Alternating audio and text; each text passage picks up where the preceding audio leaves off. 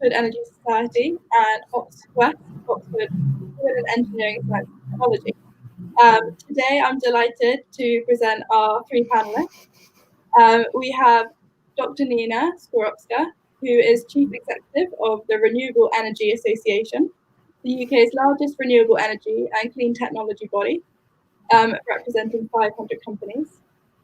We have Juliet Davenport, who was the founder and is CEO of Good Energy, a British energy company supplying green energy to homes and businesses.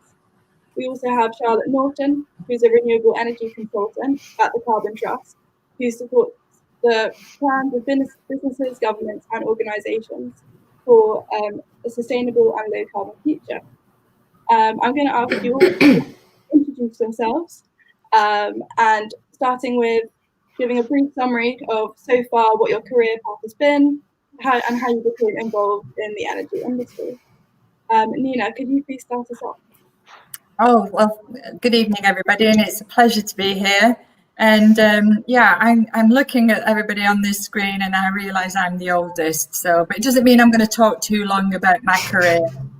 But I have been in energy now, close to 35 years, and I started off graduated from Newcastle in chemistry, and I did my doctorate in, everybody now take a big hiss, in coal combustion. So I started off in the fossil sector, and in 2013, so I got a new banner of being the chief executive of the REA. But in between that time, I've worked, ran a postdoc program for trying to make coal burn more efficiently in power stations. This is before we even talked about in detail about the greenhouse. I work for the International Energy Agency, so I've researched it, wrote about science and engineering, and then finally I thought I'd better go and work in the energy industry. And I joined National Power in 1993. Some of you weren't born then, absolutely not. And in that time, I was with that organisation in all of its different guises as it changed for over 20 years. And in those 20 years, I've just written it down, 8 different jobs. So it felt like working for 8 different companies, but within one large, big energy company. My last job I did, because I know I'm going to get questioned about one of those jobs a bit later, was I was on the board of a Dutch energy company, Ascent, where I was a chief technical officer, and I was responsible for all the power stations, offshore wind plant that we were building, onshore wind, solar, combined heat and power. And that's when we really were beginning to grapple renewable energy and clean tech. And then when I came back to the UK, I had 6 months off, travelled the world a bit, and I thought, now what do I do when I'm 51? What will I do? So I started a brand new career and have been chief exec of the REA. Part of that little bit as well, it gives me some fantastic opportunities because I also sit on the board of Transport for London. And I was also deputy chair of Women in Science and Engineering WISE campaign. So working very much about encouraging more girls and women to enjoy a career in science and engineering. And I sit on a number of advisory groups, so ranging from National Grid through to, actually, Charlotte, Carbon Trust. So I sit on the advisory panel of the Carbon Trust. So we're all kind of connected. Fantastic career, and I've thoroughly enjoyed it. Thank you. Thank you so much.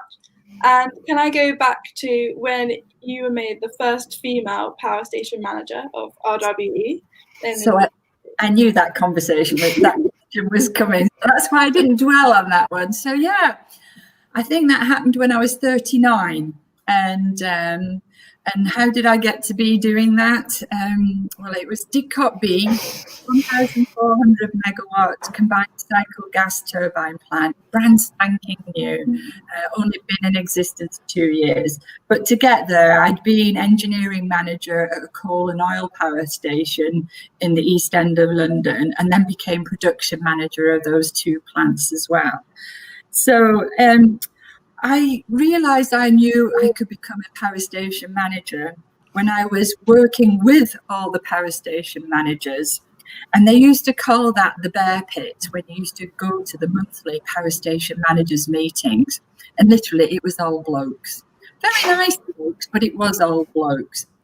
And nobody thought that a woman could become a power station manager. And I went to that meeting and it dawned on me, I can do this. I'm just as smart and as clever and can do business and understand engineering and science just like any other guy. So why not give it a go? So when I suggested it to my boss, I said, can I go for this job? After he fell over and picked himself off the floor and stopped laughing, he said, you're serious? And I went, absolutely. And then he got behind me and everything. Then I had to work very hard, get through lots of, different selection boards and panels. And then they gave me the chance and I took it with both hands. So I thoroughly enjoyed it. But I tell you something, and I'm sure Juliet may share this opinion, one of the things that's quite scary being in charge of a generating asset with rotating parts, if you're a mechanical or a civil engineer or whatever, is safety. And being responsible for the lives of those people on that power plant was something that really hit very hard home. And that responsibility continues through today for all the people that I work with and support. But it was great fun. Go for it if you're going to get the chance. Yes, the safety part is an interesting one because it's not something that would immediately come to mind when you think of the position. And how would you say things have changed since being on campaigns like WISE? With bringing more women in and you being the first? Well, it was great that, as you would imagine, the company's made a big hurrah about it. I hit all the papers. I've never been in more pictures with hard hats than, that I thought it was possible, because it was rare and it still is rare. It really is. There's not that many in the larger ones. But there are a lot of more leading women now doing many other amazing and wonderful things that are linked with the energy sector. So it hasn't changed very much. There is now another female power station manager at Didcot B, which is wonderful. She's great. But it took a gap of 10 years before she took up that post again. So the intentions are usually very good. As you wrote in some of your statistics for this event, there's only 14% of women working in the energy sector. And then when you boil it down to who are in leadership positions, who can affect the change, it's even much smaller number. And I'm sure Juliet will be able to tell you a lot more about how tough that is in leading an energy company too. But the doors are open. Kind of. You just have to be bold enough and brave enough to push your way through into it. You have to step forward because nobody still taps you on the shoulder and says, come on, we think you can do this leading role. You've got to step forward, probably even 2 steps, to make sure that people notice that you're serious of wanting to do something like that. Yes. And as you knew I was going to jump into, given your past involvement in the nuclear industry, do you think there is still nuclear power in the future clean energy landscape? Well, I mean, different countries across the world have got very different policy views. When I was responsible for a nuclear power plant, when I was chief technical officer in the Netherlands, we had one nuclear power plant called Borssele. And under my leadership, we had to decide whether we were going to invest and build another nuclear reactor there or not. And the will of the Dutch people was very much that this was a closing asset.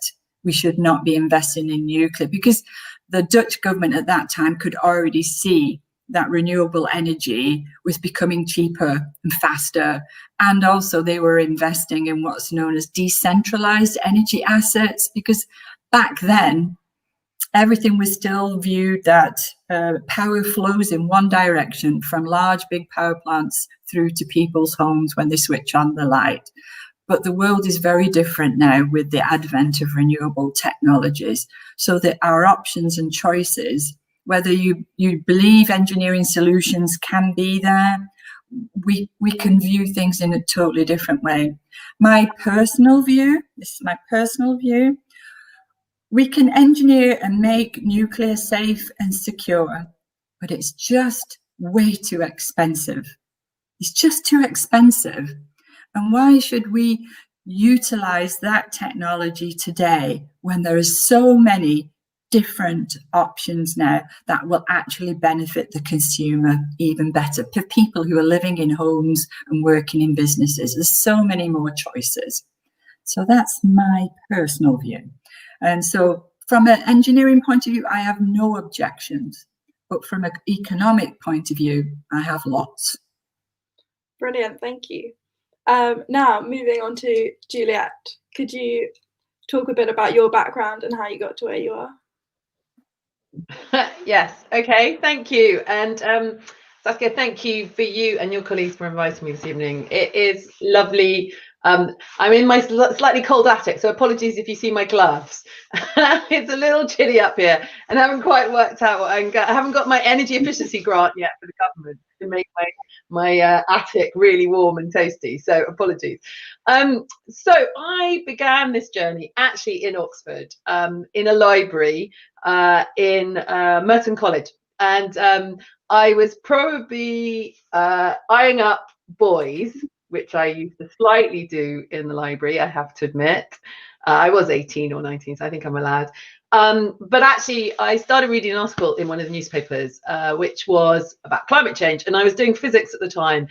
And physics, I don't know whether there's anybody on the thing who's doing physics. I spent 3 days on one page trying to understand entropy. And there are some quite complex pieces, and one of the things I was crying out for was how to link my physics to reality. And I think sort of that was a kind of little kernel that then developed over my time doing physics. And in my last year, I got to do atmospheric physics, which obviously then got me deeply into kind of understanding climate change, understanding the physics of the atmosphere and weather systems. And it was fascinating. And I think really my journey started from there, and it was slightly meandering after that. It didn't necessarily go directly because, to be honest, there wasn't an obvious place to go from there. I didn't really want to go and do more physics because, to be honest, I wasn't necessarily going to be the best climate physicist ever. I think they have better out there, so that probably wasn't where I'm going to use my talents. But eventually I did manage to land myself an internship in the European Commission working on energy, and I worked on energy policy for kind of just over a year there, covering European energy markets, but also carbon taxes, renewables, liberalisation of electricity markets. So I got a kind of pretty good grounding, and I was keenly interested in climate change and understand the energy markets related to that. But I was actually pretty agnostic at that point about technology. We just talked about nuclear. All I wanted to do was try and find a way that I could get involved in helping solve the climate problem through the energy market.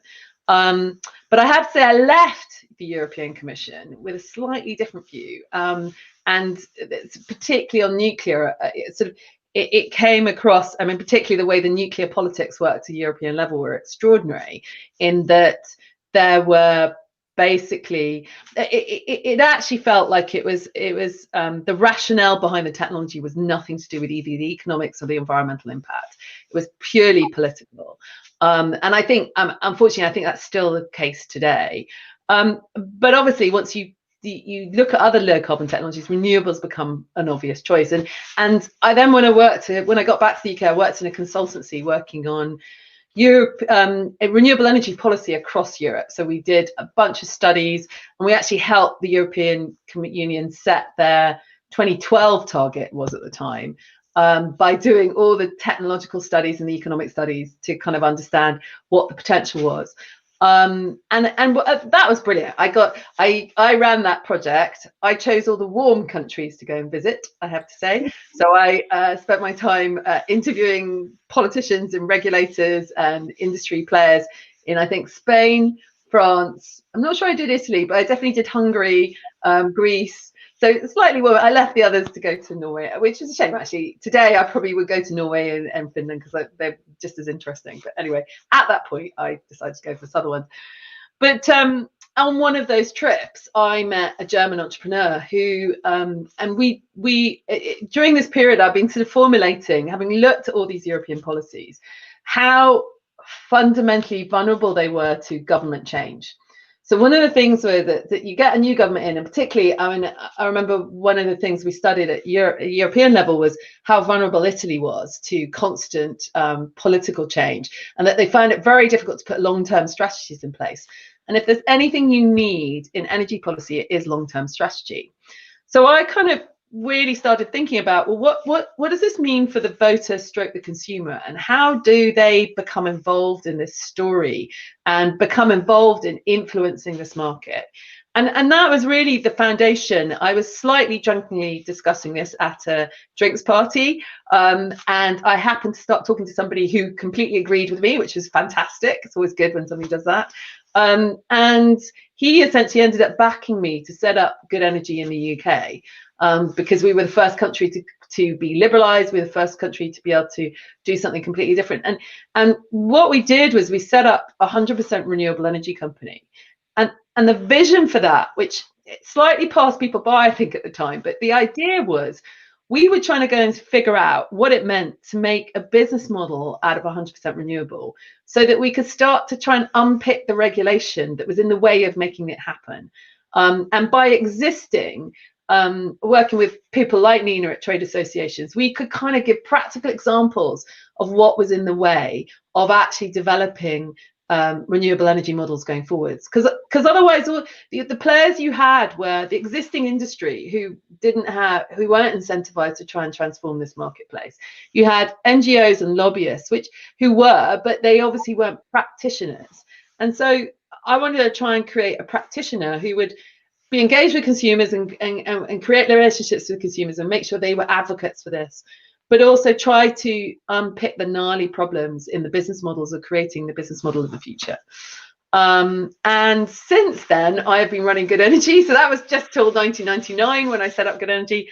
Since then, it's been on quite a big journey. We've got involved in lots of different areas. And I guess I have as well. But kind of more recently, obviously, I work with Nina at the REA, which is very exciting, on Nina's board, which is brilliant, because I mean, I was always so excited when Nina got appointed to that role, because previously I felt it had slightly meandered. I think under Nina's leadership, it's really directed itself. And in fact, recently there's some of the policy changes I've seen coming through that really are coming directly from the REA, which is very exciting. I think I also sit on the board of the Crown Estate, which might sound a little odd, but the Crown Estate actually happens to own the seabed, which is significantly important in offshore wind. So it also deals with things like nuclear waste, it deals with gas pipelines, it deals with underwater electricity cables. So there's a bunch of things that are related to the Crown Estate and the energy markets. But also what's fascinating for them is they're also trying to consider their property estate and what they're going to do with that in a future marketplace. I also sit on the Council of Innovate UK, which is obviously the innovation funding for the UK, very important in terms of what the future is going to look like and what future businesses we'll have. And then I do sit on various advisory boards, including Oxford Energy, I think it is, or I'm a friend of Oxford Energy. I can't remember what it is. I should say it. I shouldn't admit that, should I? But yeah, so I sit on that and various other advisory boards as well, which are very interesting and exciting, and I'm very honoured to be on all of them. That's me, Saskia. I hope that's okay. Thank you so much. I don't think I could ever remember that many positions. And so you were saying that a lot of what Good Energy did was to start to pick out problems, but what challenges did you face initially? Oh my God, so many. So the first challenge was the lovely German entrepreneur who backed me went bust. So that was one of our first challenges, that we had to find some very short-term funding very quickly for the business, and then do a management buyout of the business. We actually went and bought the company for £1 from Germany, which was an exciting piece. And then we couldn't find any. We got some business angels involved, but we couldn't find the next stage of really growth funding. And that was when I used to sit next to the call center, and I do believe I'm really sad that I don't sit next to the call center anymore, because I think the best ideas comes from listening to people. And lots of people would bring up and talk to our customer service team and then say, could they invest? And so I thought, oh, okay, so let's go out. And we did what was a crowdfund, which I think we did it before crowdfunding really existed. So we did one of the first crowdfundings in the energy sector, and we raised money from our customer base, which is, I have to say, super exciting, especially as my chairman, who is pretty much him and I doing it together, suggested we pulled it, got cold feet the night before we went live. And I said, no, we've got to do it. And we raised £600,000 in 2 weeks, which was super exciting, I have to say. So that was one of the things we had to push down. I think another one was we wanted to work with small generators, people who generated power, either in their own homes and businesses. And back in 2002, 2003, Nina might remember, but she was probably running big power stations, so she didn't mind so much at that point. Small generators couldn't export to the grid, so you could the metering and settlement capability didn't work. And again, it's one of these tiny cogs that is in the bottom of a piece of regulation that nobody would ever see. And we eventually managed to get that changed so that these generators could officially be recognised as producing power. There's still some challenges today, to be honest. We're still on a journey on that one, but that was some of the work we did early on and challenged that.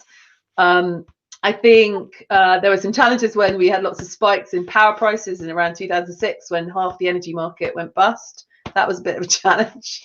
I think 2008 with the downturn, the economic downturn in 2008 was a bit of a challenge as well. I had my finance director having small meltdown, thinking all the banks were going to go bust. And then government changes, I think, in the last couple of years. So obviously we had 2012 to 2015, there was a lot of push on renewables. Renewables was very popular, onshore wind, onshore solar. And then government came in and just cut that off completely. And that was a big challenge because we developed 250 megawatts of renewables at that point. And suddenly I had to get rid of a team of 40 people, pivot the whole business and focus back on some of the other areas. So that's just some examples. Sorry, Saskia, it's probably too many, but there's been a few. No, that's brilliant. Thank you. And which technologies are the main focus of Good Energy at the moment? So I think so we trade from 4 technologies primarily. So solar, wind, anaerobic digestion, and small scale hydro. So those are the ones we buy the majority of our power from, and some offshore wind actually as well. I think in terms of what we focus on, we work with about nearly 200,000 homes who generate their own power, mainly from solar. So solar is quite an important localized technology we work with. I think the ones that are going to be interesting. So I'm still waiting. We are an island. I do honestly believe we should have some marine technologies. 70% of this planet is covered by water. If we can't get energy out of the ocean, then I don't know what we're doing. So my personal view is we should put a lot of R&D into that to figure out some of those answers. And also I think the kind of heat technologies like heat pumps, how are we going to improve those technologies going forward? Are we going to come up with the new heat pump, the new idea of how we can generate heat without destroying the planet? I think it's going to be really interesting. Thank you so much. And passing on to Charlotte, could you tell us a bit about you and where you are at the moment and how you got there? Yeah, of course. And again, thank you very much for inviting me to attend this evening. I feel very honoured to be listed alongside Juliet and Nina, so thank you for that. But in terms of sort of my career, my background is I started out with my bachelor's degree in geography at Bristol, and I specialise in environmental geography, which was an awful lot of climate change and quite depressing, but I would say that's where my sort of interest in this area really started. And I was lucky enough to join the renewable energy industry in 2011 when I joined a sort of medium scale wind developer in South Wales. And it was a fantastic time to get involved in the industry because the feed-in tariff had, really started to take off. There was lots of momentum and an awful lot of work going on. And the organisation I joined were in the position of sort of transitioning from a purely consultancy business to more of a developer business. So they brought me on to help with the sort of site finding initially, so using GIS skills to find suitable sites, and then we approached the landowners and then did the appraisals and took them through planning. So I worked with that organisation for about 4.5 years, and then moved into supporting community energy projects, working on some Welsh Government initiatives which were looking to deploy community energy, renewable energy in Wales, which was fantastic. And again, I got some really good opportunities working with some amazing organisations, and got to work on sort of the largest wind and solar projects in Wales, and also some really good sort of public sector and community organisation initiatives as joint ventures. So that was really good. And again, that was still sort of very much focused more on sort of electricity production then. And then I went on to work for the Energy Systems Catapult. So they're a relatively new organisation who've been set up by UK government to help with sort of the change of the whole energy system and support decarbonisation. And I worked with the Catapult on their smart systems and heat programme. So that was really recognising the challenges that we've got with heat. With the Smart Systems and Heat programme, they worked with sort of 3 local authorities, Newcastle City Council, Greater Manchester Combined Authority, and Bridgend County Borough Council, and was sort of doing deep dives into those 3 different contexts and how we could look at the most cost-effective ways to decarbonise the heating system in those areas. And it was all focused around sort of innovation, trial and learning, in order to then pass that learning on to other regions and organisations and places.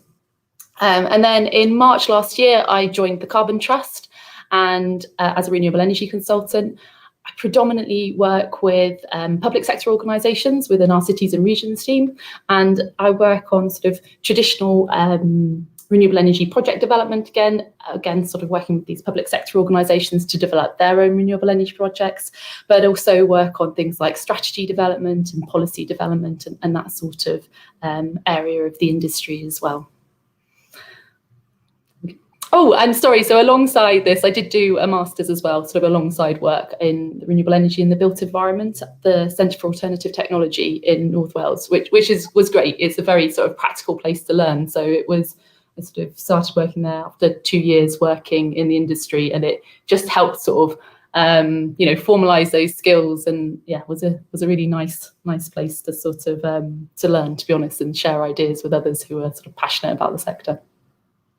Thank you. And across the variety of organisations on renewable energy projects that you've worked with, providing all the different stages of project development and delivery, in your experience, at which stage in its lifetime does the project face the most challenges? That's a really good question. I would say throughout until it gets to operation. I think operation you can start to breathe a sigh of relief. That there are definitely challenges throughout development. Even from that initial stage, you might find a really good site, but is the landowner happy about you? Do they want to get involved? Do they want you to develop an asset on their land? Can you get the grid connection? Can you get the planning? Can you get the finance? It's all very challenging. Construction, in theory, once you've got that project, you've got that finance, and you've found your contractor to build out, in theory, things sort of become a little more straightforward, and you've got a project there.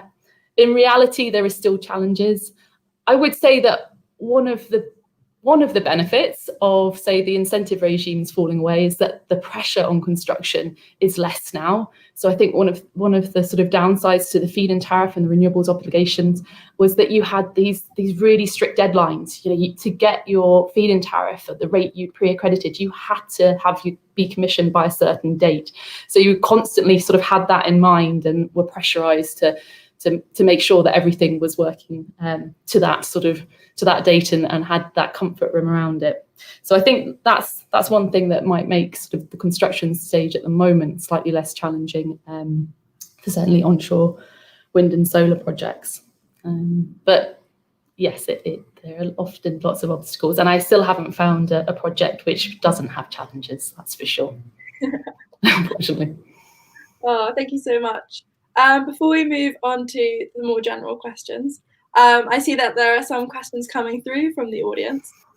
Keep them coming. We're going to go through them at the end. Okay, so the questions I'm going to ask next, I would love to hear from all of you. So maybe we can start with a different one of you answering each time. My first question is, Could you, in your opinion, what is the most exciting bit of green tech being developed at the moment? And is there one renewable energy technology which stands out as being the most promising in the efficiency increase over the next decade? So it's quite a lot to process. Julie, would you like to start? So I think it's a really interesting question. I mean, I think we've got solar and wind has come quite a long way down the cost curves and the technology curves. I think we could still see some breakthroughs. I know there's some pioneering work going on in Oxford as part of Oxford University on, I'm going to say it wrong now, perovskites, I think it's called, which is where you're looking at a significant step jump in efficiency, particularly for solar. I also think battery is going to be, I mean, as an enabling technology, battery is one of the more exciting. So not just lithium ion, but kind of looking at flow battery. But also, I think the really exciting thing is when we can start to think about how we can reuse some of the precious metals coming out of this. And what we've tended to do is we've tended to focus on the front end of all these technologies and not really think of the full cycle of the technologies. And for me, I'm not sure we've got any leads on that yet, but that is the truly exciting bit, is where you could recycle batteries and then start again. Yeah, brilliant. And Nina? You're on mute, Nina. Right. Yeah, so it'd be difficult for me to pick one because we represent in the REA 14 different technologies right across power, heat, transport, and as Juliet alluded to, the important area of the circular economy. And the aspect in the circularity of best use of our land resources, either whether they're from to form forms of bioenergy or bioresources. So how do we square this whole circle of land use, and how do we use those resources as well, through to how do we stop relying so much on fossil fuel, which ultimately are contributing to greenhouse gases even in the technologies that we laud as renewable energies.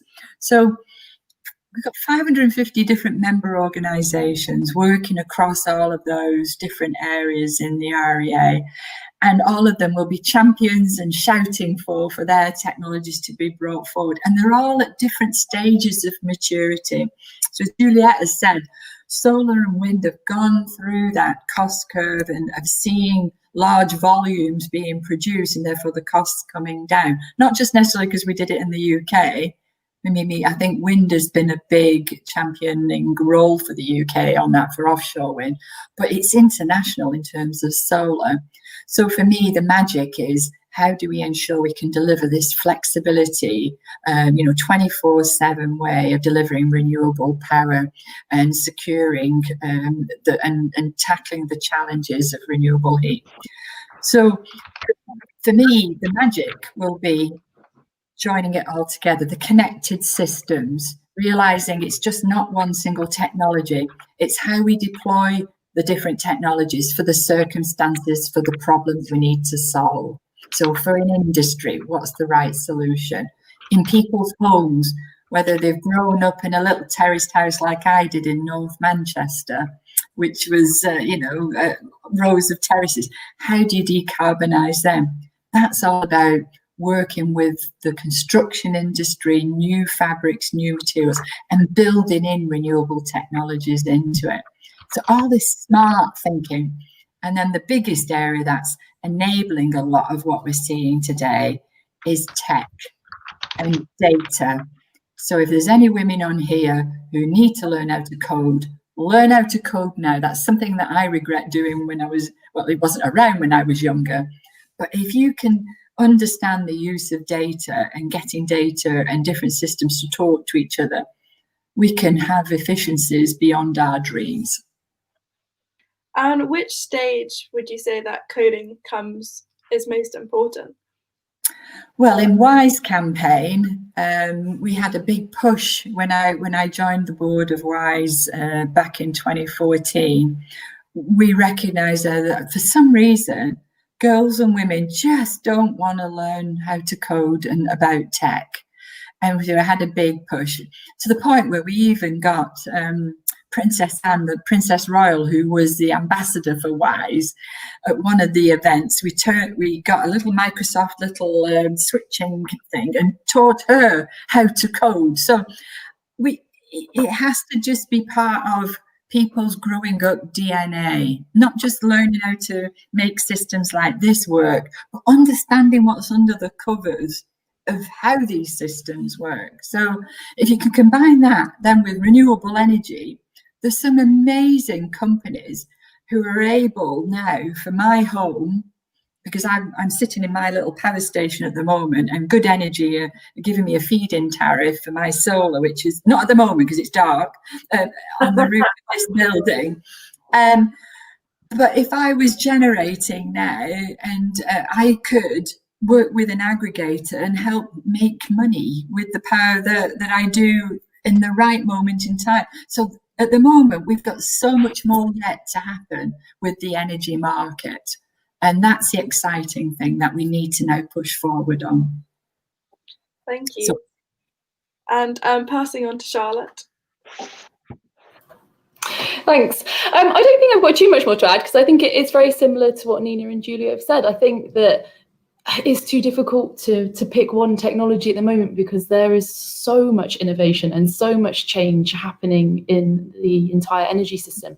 I mean, if you just even think sort of 10 years ago, you didn't see solar panels on people's homes, did you? And you can't go down the street now and not see them, which is fantastic. But still, as has been said, like, solar technology is still innovating and improving, and we have sort of bifacial modules with generation on both sides of the panels now.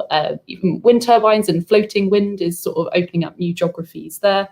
Wind turbines will still always be my favourite technology. I have to say, just put that out there. But no, it's fantastic, and I think what Nina's picked up on, there's generation and storage is one element. The big bits of kit you can see, one element, but actually it's the business models and the data and the way we're managing how energy flows that is really sort of supporting that further deployment. And I think that's we need it all, to be honest. But I think that's a real game changer in making the most of our infrastructure and the technology that we can deploy right now.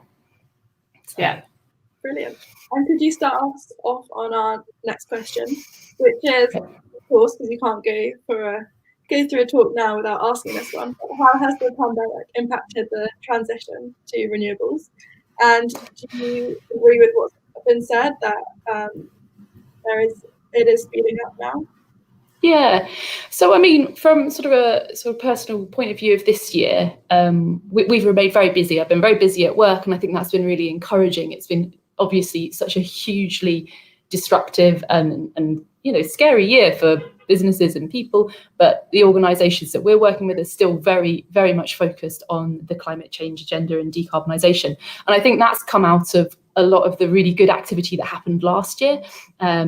So the climate change activism, the Committee on Climate Change report that came out with the recommendations for new targets, and all of the climate emergencies that were declared. So I think what's really good is that whilst we've got another global crisis which really is impacting us massively in the short term, it hasn't, certainly from my perspective at the moment, it doesn't seem to have distracted that focus of sort of businesses and public sector organisations. In terms of sort of the whole green stimulus, the rebuilding our economy and things afterwards, I would say sort of the success around that will be about how programmes around the world are structured. I think in the UK, I think that certainly the rhetoric is really supportive, and we're having money put where the mouth is by government, which is fantastic. I think sort of the Green Homes Grant has just been extended for another year due to sort of its popularity and uptake, which is great. I don't know if anyone's had a chance to have a look at the sort of 10-point action plan for the green revolution, which came out this week. But there's really, there we go. Thank you, Nina. But there's fantastic points in there. I mean, it all sounds very, very positive, and I would say more so than it has done in recent years. So fingers crossed it's not overhyped. I'd like to be optimistic and say that that's not my impression so far. So keep our fingers crossed. Thank you. And Juliet, do you have anything to add? So I think actually what's been really interesting about COVID, so one of the things that we saw immediately from being an energy supplier point of view was the total UK dropped its energy demand by about 13%. And the renewables have been delivering more than ever before. So we got to one weekend where renewable generation was up at about 60% of total electricity supply. And in some cases, we were actually constraining off renewable generators. Now, 20 years ago, I was entering an industry where some people didn't believe that wind turbines worked at all. Some people were saying later on in sort of 10 years later, they were saying it's not sunny enough in the UK for solar to work. And you kind of go, a lot of the naysayers and the lack of belief in these technologies, and don't underestimate the stalling power of those sentiments among particularly politicians. When you hear people with absolutely no technical knowledge tell you that a wind turbine doesn't work, but you know they're going to get political traction, how frustrating is that? So we do seem to have moved through that, and I think COVID has really allowed us to prove what role renewables really could play in the future of the UK generation markets. And I also think that organisations like Nina's, REA, ourselves, and a lot of the industry, and actually wider organisations. So we've just been working with Brewdog, the brewer, who've come out on zero carbon, and now are going flat out. I mean, I've just seen something they're shouting about. The ASA has banned one of their adverts where it says, where it's swearing fuck CO2 basically, and they have banned it. But it's brilliant because that's how they do that kind of activism kind of process. But I don't think we've seen this amount of pressure from both businesses and industry really to push government. And Charlotte was very, very sort of, I know you're slightly reticent about the 10-point plan. It sounds, Charlotte, but I don't think I've ever seen anything this positive, particularly from a right-wing government, basically. No, I'm really positive. No, okay, I think it's fantastic. I thought you were being cynical, but you didn't think it would deliver. No! Oh, no, I thought it was great news. Yeah. But I think we are at a point, and I think COVID has given us that opportunity. So let's take it. I mean, it's been a horrific situation. It's really shocked the whole world, and it's killed a lot of people. But let's make something good out of it. And I think this is one of the few good things that we come out of COVID with. Yeah, I do agree. In June, never before have you had a minister hold a round table to talk about a green economic recovery and breaking it down into what is it that we can do now to get people in jobs and working and making sure that the jobs that we want to create for the future, if we're investing these billions, that we could grow those jobs. And the interesting thing is, though, we have to persevere to help people understand where those jobs are. There's also a phrase called the just transition. Now, you will not have been born, but back in the 90s, there was a big clamour, well, 80s and 90s, a clamour that there's no way that the UK could enjoy power, cheap energy without A, nuclear, and B, coal mines. So there were, people striking and walking and having strikes, and people said it would never change. Now, change is inevitable now. We have to change. So at this moment in time, there's an interesting landscape of how do we get the oil and gas sector, for which the UK has been reliant on in taxes from actual extraction, but also in the taxes of what we spend when we fuel our cars with petrol and diesel. There's 42 billion the Treasury makes from taxes for driving cars with fossil fuel in them. Now, everybody's getting so excited about electric vehicles, but there's this big alarm bell going off in the Treasury saying, where are we going to get this 42 billion from again? And, we're spending billions left, right and centre. So you have to work with government, not rail against them, to work out how it is that we can afford to move our society in a fair way that delivers this real net zero ambition. So this is kind of where there's no, I'm going to say it, one silver bullet. We have to be working at all of these different levels, looking at how people live, the choices that we can give them, and also how industry and the overall energy sector all comes together to deliver this. And everybody's going to be excited. So Charlotte's a fan of wind, really great.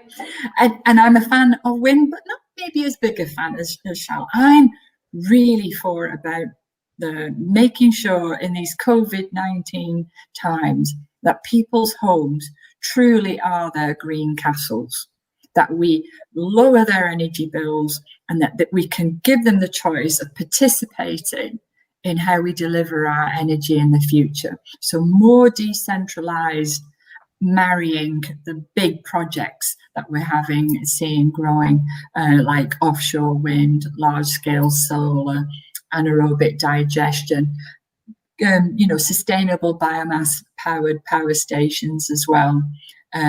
So that's what I'm looking for. And yeah, the 10-point plan has gone some way. There's some gaps, and there's some obvious places the government is silent from. And you can see what the government's trying to do with that 10-point plan in some of the area is, if we're going to be investing these billions, what else can we then sell internationally and be shown to be world leaders? Because we have got this COP26 thing happening later next year. And whoever's the prime minister, and it could be Boris, it's depending on how things go with COVID-19, I would suggest as well. He's got to stand there and really prove it that the UK is a world leader and not just talk about it. So we've got to get some stuff done. Thank you. And on the topic of governments, but moving away from the UK to the US, what changes do you foresee now that we have Biden and a Democratic president? Well, I'm going to sleep better.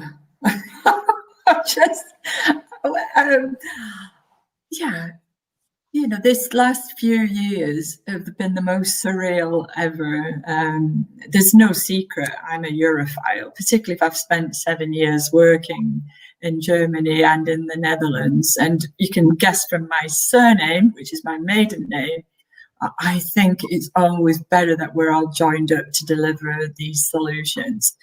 And having the US out of the climate change commitment has been awful. It's been horrifying. It's been like somebody's thrown an anchor over the side of the ship that is the direction we have to go to tackle climate change, and it's been dragging back. And it's given permission to other countries, for some who are a bit as flaky in their views about climate change, to avoid their responsibilities. But hopefully we've cut that anchor and sunk Trump, and Biden will be back on board with, might even accelerate Boris's approaches to addressing climate change. Thank you. That's brilliant. And Charlotte, do you have anything to add to that one? I think I would just echo what Nina said. I think the United States not being in the Paris Agreement sort of massively undermines and discredits the agreement, just because they're such a huge player and such a huge emitter and so powerful on the global stage. So I think the announcement that they will be rejoining the Paris Agreement is fantastic, because not only does it mean that there'll be action, or should mean that there'll be action in the states themselves, I think it just sort of raises that bar and sets that bar for other countries around the world. And so, yeah, I think just agree with Nina says. I think it's looking promising. Things are looking good. Thank you. And Juliet? Yeah, I think in terms of Nina's sort of simile of it being a sort of anchor, sort of slowing the ship down, I actually think somebody went downstairs and scuppered the ship and tried to bloody sink it, is my view. I mean, the US just seemed to be on a mission of self-destruct, And I think one of the things for me, I agree with all the points made. I mean, them pulling out of COP allowed other countries, Brazil, to go backwards on climate change and bask in the glory of a US turning its tail on the rest of the world. I also think that Asia is being a pretty amazing engine for change and development, and we've missed out. The US, to a certain extent, has missed out on that because it isn't doing the R&D, it isn't doing the innovation, it isn't doing, and actually they're very helpful as a country to help sort of the overall economy of the world to move these things forward. So sort of if we aren't engaging with NASA, so NASA not being allowed to do its job, and sort of the environmental protection agencies in the US not being allowed to do their jobs, I think that has also been a major issue in pulling back. And they've got amazing scientists over there who work with all our amazing scientists as well. But we again, it's a bit like chewing off your arm. Sort of you're missing out on somebody who should really be helping and supporting and walking alongside you. Thank you. So yes. Yay, Biden. Very excited. Very excited, despite the fact he's a little concerning how old he is. Other than that, let's hope he hangs in there for a little bit. Oh, brilliant.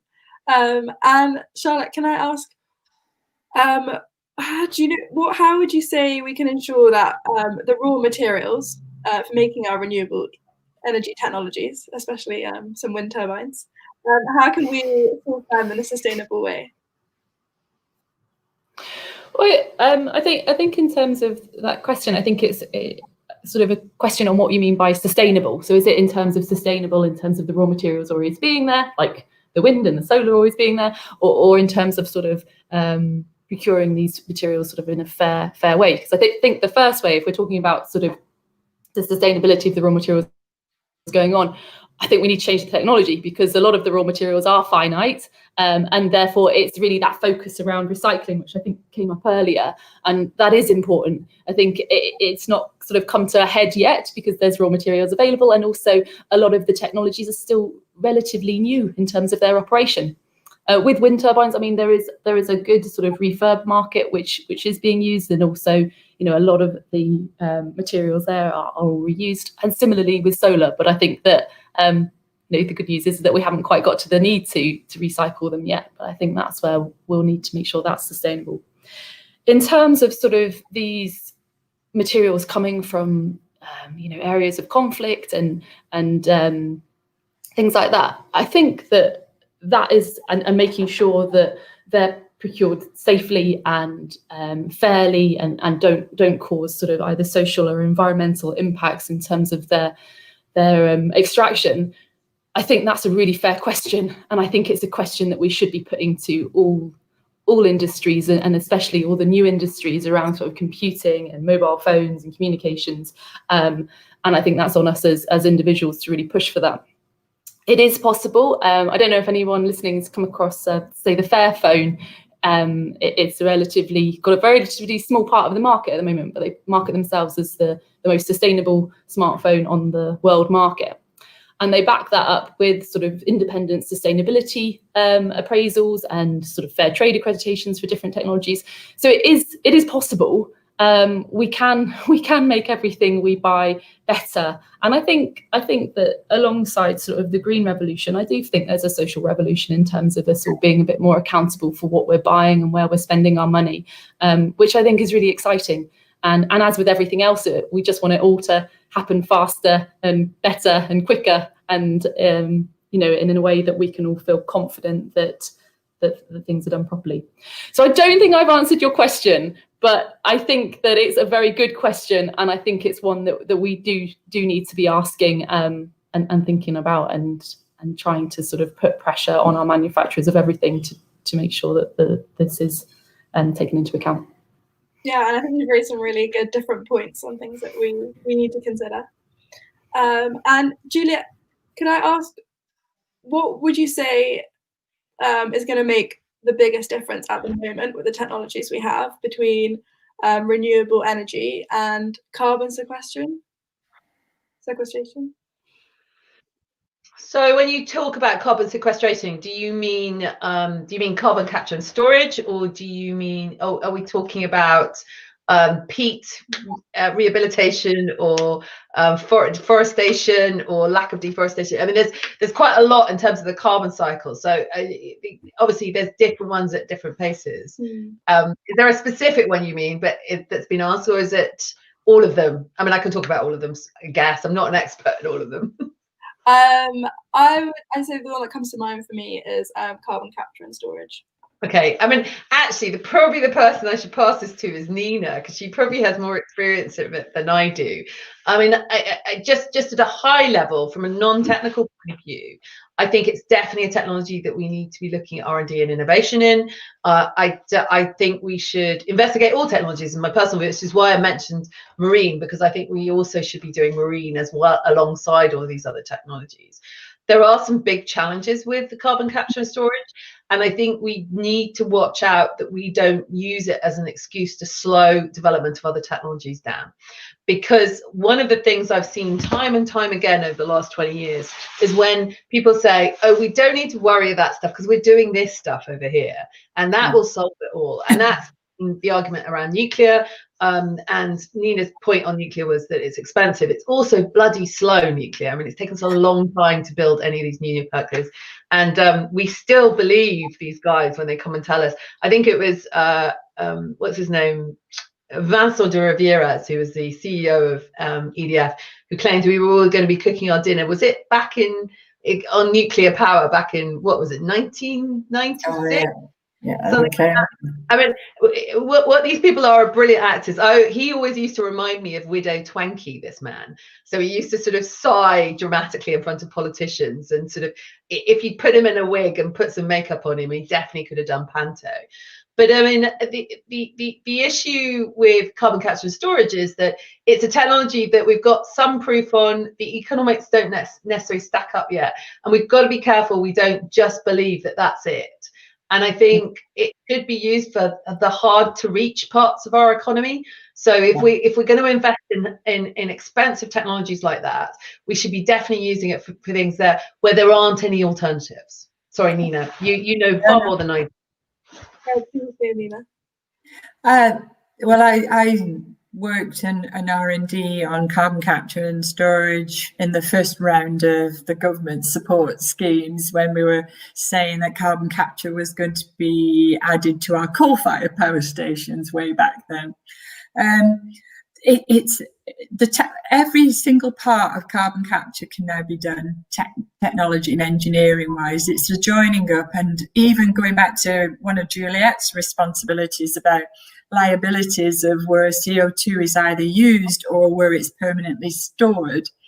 And the habit that we have in the UK is focusing on the front bit of to prove that it can be captured, and then don't follow through all the different elements and show that the carbon is actually finding its final resting place, should we say.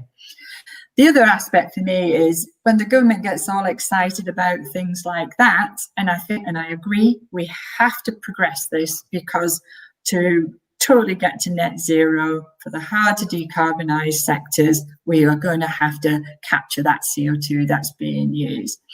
But for me as well is this deflection tactic, like Juliet says, when we get all excited about this thing over here, we're not focusing on this thing over here, like methane slippage from oil and gas sector, or the fact that when we do other processes, we're making CO2 and we forget all about that. So instead of investing on curtailing, stopping all of those other greenhouse gases going off from all other processes, we're spending gazillions on capturing the CO2 over here. But at the same time, you're still leaking it and producing it over here.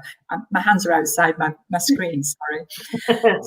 So we must not be looking at all of them. And now NGOs like Greenpeace are really good and going off in the boats out to the oil and gas platforms and going saying, look, will you stop flaring the bugger, because that's CO2 going into the atmosphere.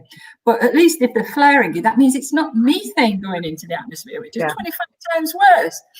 So we have to stop doing stuff and at the same time looking at how we can extract it and capture it and put it away. And all of those things have to be looked at. So I am a champion of carbon capture, usage and storage, but for goodness sake, not at the cost of all the other economic things that we have to stop doing. Yeah, it's got to be a balancing act. Exactly. And one that I'd love to hear back from everyone is, how can we encourage more people to make their homes greener, and what can our audience do as individuals to support the renewable energy industry? Well, go on, Juliet, you've got to start. Okay, I'll start. So first of all, the Green Home grants, figure out, well, I know that I've been spending a lot of time in my home, but don't mind you, as I'm sitting in my freezing attic. Figuring out, actually, I think one of the things about us spending more time in our homes is we recognise where there's more incentive to think about where those drafts are and do something about them. So I do think this is actually a really great time to, if you're not going out and going on holiday, maybe spend a little bit of that money thinking about where you plug all the gaps in your home. And if you think that you want to go one step further, solar is a brilliant technology today. It definitely is cheaper than anything else right now.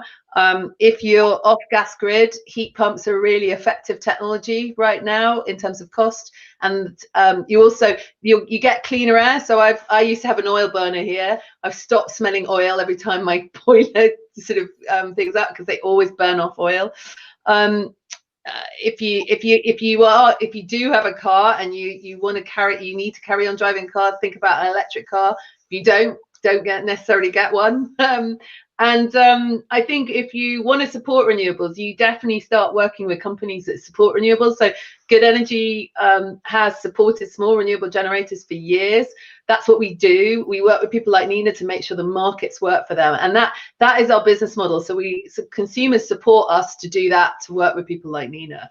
I think also then start looking at those companies who are going 100% green. I mentioned Brewdog earlier. They're out there championing.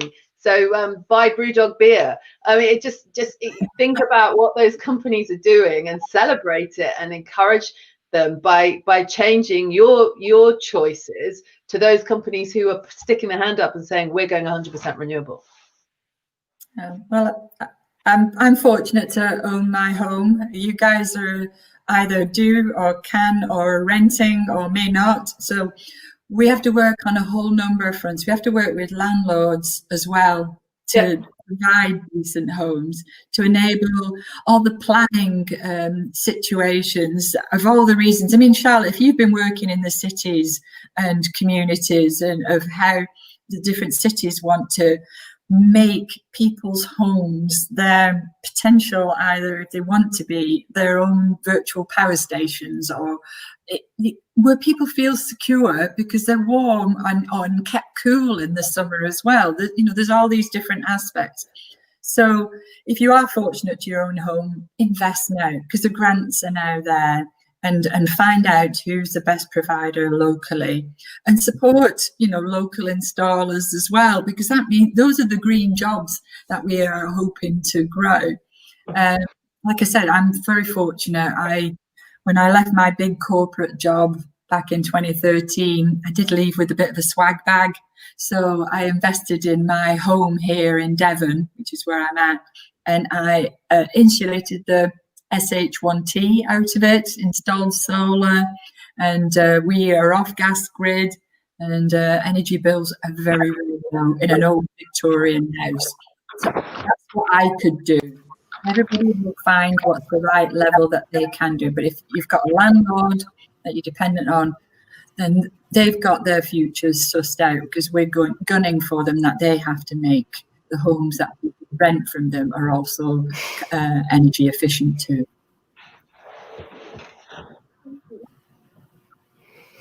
Yeah, I think just picking up on all those, I think if you are sort of renting, I think, we've talked about consumer power, and I think you can also try and lobby your landlords to improve your homes, as well as sort of trade bodies doing that. And there are things you can do if you are in control of your energy bill, then do switch to a renewable energy supply. Do even switching your light bulbs. You know, LED light bulbs make 100% sense. It's not renewable energy, but it is energy efficiency, which makes sense. Have a look at what your light bulbs look like and look at an LED bulb. You can quite easily see if it's LED already, and that will help you guys save energy. Think about sort of how you're traveling, but also just spread the word. I think that, you know, a lot of the progress that was made last year was in communicating the scale of the problem and the ways that we can find solutions to lots of people who perhaps weren't engaged previously. And I think I definitely find it a problem working in energy day in, day out. A lot of things which now seem obvious to me when I speak to some friends and family about work, it's like, oh right, you know, and they really question you. And I think even, you know, I think being students and interested in this, again, there's probably a lot of the information that you've got that seems obvious, but actually if you go home to your families and talk about it, don't assume that they've particularly read that article on the news, you know, or really understand the power that individuals have and the power that individuals have to act with. You know, the power sector is one sector, and one of the reasons why we've been so successful in decarbonising power is because, to be honest, whilst it has obviously sort of consumers and real people and voters sort of asking for it, has made some of the change, we haven't needed everybody to make individual changes because we can connect big wind farms to the grid. But some of those changes which we're now coming into focus around heating and transport, that is going to come down to all of us as individuals to make the choice. And that's where I think we still need to really push that message about the benefits. And also, actually, Juliet commenting on sort of her attic, the comfort benefits. It's not all around finances, is it? It's like, let's make our homes nicer to live in. Let's get all the benefits of it. Warm green homes. Yeah, can I add an additional pitch? This is about separating out your food waste. You know, if you've got a caddy, don't accidentally sling in plastic in there or anything like that, because the ricochet, everybody knows now about plastics in seas, but people are not aware about plastic getting into our soil through the composting process and things like that. People have found microplastics in our wheat and our barley as well, that is going to land as well. And if we separate out the food waste, we can utilize that as a resource. Obviously, we don't want food waste. That's number one. But number two, if we do have some, then make sure it does go out, because we are working with local authorities. That isn't just only, the choice isn't just go to composting or to energy from food. It's finding the right use for that resource. So those are the societal things that people can do. And the last thing is, don't use peat-based soil for your plant pots. Stop using peat-based compost. All right? Yes. Big yes. one. Stop using peat-based compost, definitely. Stop it. If you're horticulturist, stop it. Yes, and plastic, that is something we could spend another hour talking about easily. I'm now going to pass on to some questions that we've got from the audience. I'll start with one which is from Jessica. What are the differences in your experiences from working in large companies to being an entrepreneur and starting up your own, and the pros and cons of each? Ooh. I think I've worked in the largest company, haven't I? RWE, something like, it was 65,000 employees across the world. I don't know about you. EU government, I guess, is a big company as well. Juliet and other areas. So it's very different. I feel like I still work for a large company, even though my team's only 22 people in the trade association for the REA now. And everybody was worried that when I left my big board job in a large corporate, that I would, because at one point I did have a driver. I used to drive between Netherlands and Germany, so I could carry on working and things like that. That I would miss all that. No, I don't. Having the right team and the people like that around you is what makes the difference. And being working in a trade association, it is a bit like an oil tanker. You feel like sometimes like you're nudging the direction of travel you want to go in, and you don't see anything changing for a while, and then all of a sudden it's changing course. I want us to be like an ocean liner, that we know we're going there, and everybody else, the tenders, the passengers, and everybody are all going in that same direction. We're not there yet. We're kind of a hybrid of the two at the moment. But working in a small team, working with small companies is challenging, but very, very enjoyable. That's my take.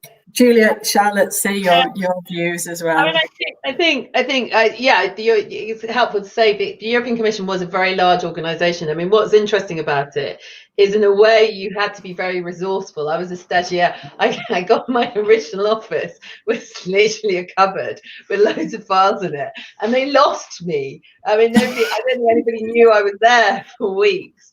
But then I started inviting myself to meetings and turning up, and just kind of got myself on the radar, and I ended up with a couple of really great jobs to do while I was there. So in a way, that there's that same piece as it's just a different structure. When you're in a big organization, you're not necessarily looking for money. You're looking for the next role, and you're kind of trying to you take the initiative and go after that. When you're working in a small company, to be honest, money is a massive focus for a lot of time, and it probably was for the first 5 years of our existence.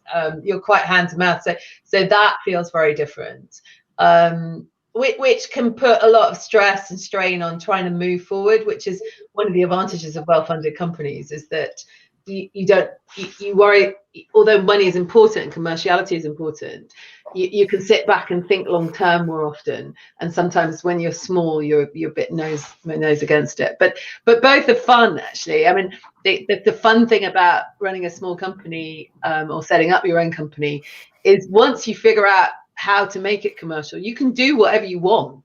I mean, it's incredibly creative, and it gives you, if you can set it up to be creative, it's fun. So I think I've worked in sort of relatively small organisations, really. Although with Carbon Trust, what's quite interesting is that we do have a really international spread. So we have offices all around the world, which is great. So we actually get the benefit of, I think it's probably between 200 and 300 of us now. But thanks, Nina, we're spread sort of all across. So we've got offices in South Africa, in Mexico, in Brazil, in Singapore, Netherlands, all over, China. And I think we've got the benefit of having actually a relatively small organisation. So you do know people, and people know you, which can be good and bad when you're pulled in to help on things. But and we do still have that sort of quite wide diversity of sort of experiences and background and knowledge, which is fantastic. It's quite exciting in that respect. But I think another thing about sort of the organisations I've been lucky enough to work in, I think most of them have been sort of mission focused, which is it's really exciting. It's nice, and it's nice to sort of feel like you're part of something bigger. And generally, we've all sort of had shared passion and views and ideologies. And yeah, it's good. And another question from Jessica 1. What steps do you think must happen now to move industry away from fossil fuels as quickly as possible? So I think manufacturing and that sort of thing. Oh, well, we did, you might want to look this up if people are interested. We, as the REA, I mean, the Carbon Trust is absolutely the organisation who verifies whether a corporate or a company or an organisation are really going to do what they say they're going to do, because there are so many companies that have come out now and said, this is what we want to do, and they'll do it by 2030 or blah, blah, sometime in the future, and then nothing happens. So last year, for the first time, the REA ran what was known as its Energy Readiness Transition Index. So Energy Transition Readiness Index, or ETRI. And we looked at the top 9 countries, leading countries across Europe, and looked at socioeconomic, technical ability, and political will, so the people and everything like that. And we scored these different 9 countries as to where are they. And do you remember we were saying that for COP26, the UK wants to be a world leader? Can anybody guess where the UK came out of that 9? Right. I know people can't shout it out and I can't hear them, so I'm going to tell you. We came 8th out of 9th at the end of 2019. But this was just the power.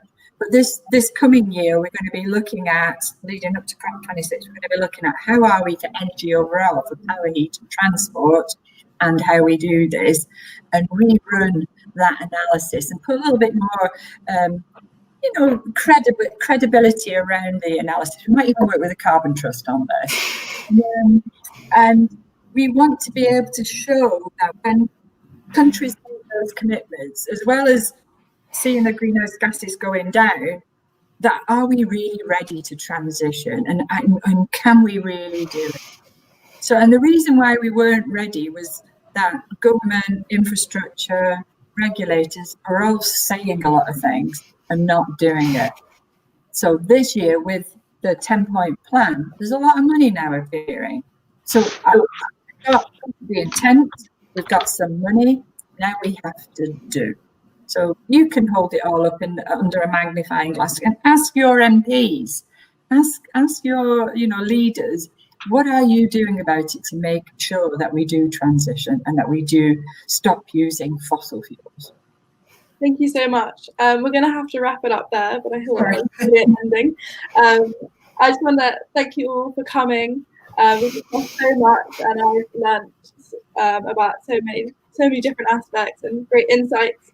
I think the thing that stood out to me was how you've all come from different degrees, and as many students here watching, and to see how you've all fed into the renewable energy sector.